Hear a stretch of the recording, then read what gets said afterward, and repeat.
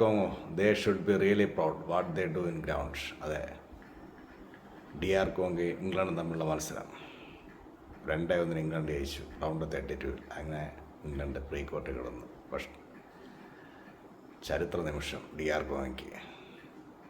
And DR കോങ്കയുടെ goalie Lionel Mpasi, പാട്ടെ save, പുള്ളിയെ കൊണ്ട് ചെയ്യാൻ പറ്റുന്നതെല്ലാം പുള്ളി ചെയ്തു.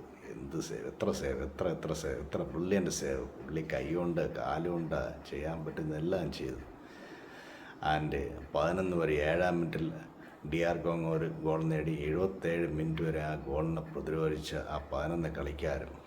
It's A brilliant. ആ ചരിത്ര നിമിഷം. DR കോങ് ഇത്രയും ഫെസിലിറ്റീസിനുള്ള ഇത്രയും വമ്പൻ ടീമായി ഇത്രയും പ്രീമിയർ ലീഗ് കളിക്കുന്ന ഇംഗ്ലണ്ടിനെതിരെ ഇത്ര വിറപ്പിച്ചിട്ടുണ്ട്. 77 മിനിറ്റ് വരെ വിജയം DR കോങ്ങയുടെ കൂടെ ആയിരുന്നു. ബട്ട് 77-ാം മിനിറ്റ് കഴിഞ്ഞോടെ കളി മാറി.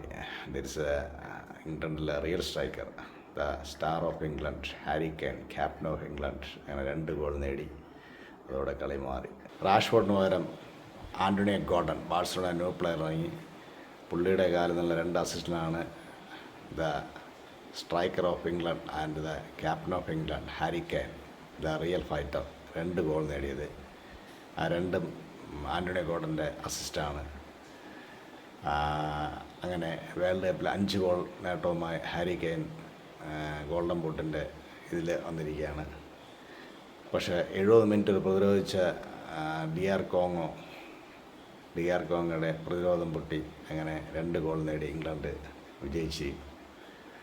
പക്ഷേ വിജയിച്ചാലും DR Kong what they do in ground, that it's A brilliant game. Video ഇഷ്ടമായെങ്കിൽ സപ്പോർട്ട് ചെയ്യുക. പുതിയ അപ്ഡേറ്റുമായി വീണ്ടും കാണാം. ഓക്കെ, കളിയാട്ടം.